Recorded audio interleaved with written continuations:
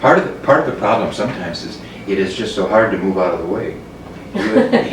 Even when we're worn out and need to go, we want to stay, or we hang around too long. So I think with younger people, if there is a challenge, they get excited, and there are just all kinds of challenges.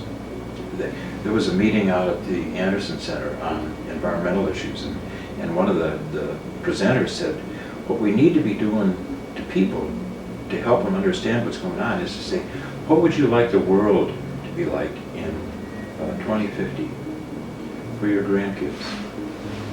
You know, and that could draw the attention of a lot of young people.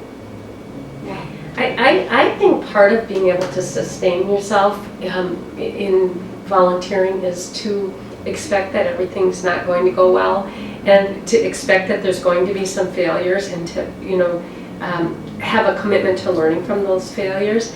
And sometimes what I'm struck by is it takes failures before you have successes. So I think of some projects. Well, actually, what's interesting about this one, Jack, is we started an adult mission group at our church, and it kind of fell apart after that Biloxi mission trip we went on.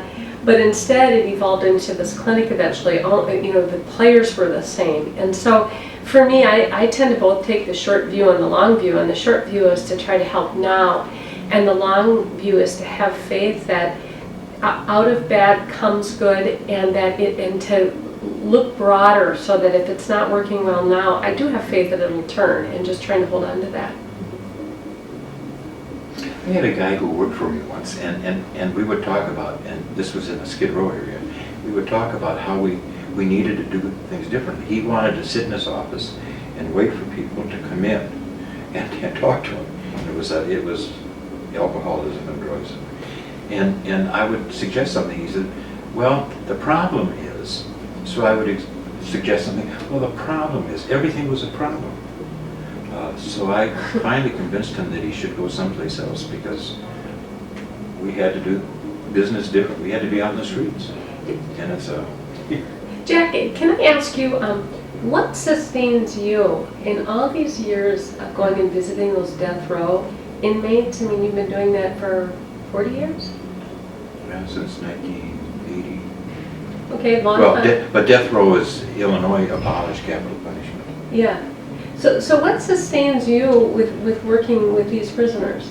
I think two things. I think the people that I worked with, I really worked with a lot of really neat people, and I got to know the guys in prison, like I got to know the guys in the Skid Row area, and I like them. I still go down and visit with them, and I like some of them better than I like members of my family. And so you get to know somebody, and they're just like friends. So it's that human connection. And I always know where to find them. They're always home when you come visit. Yeah, right.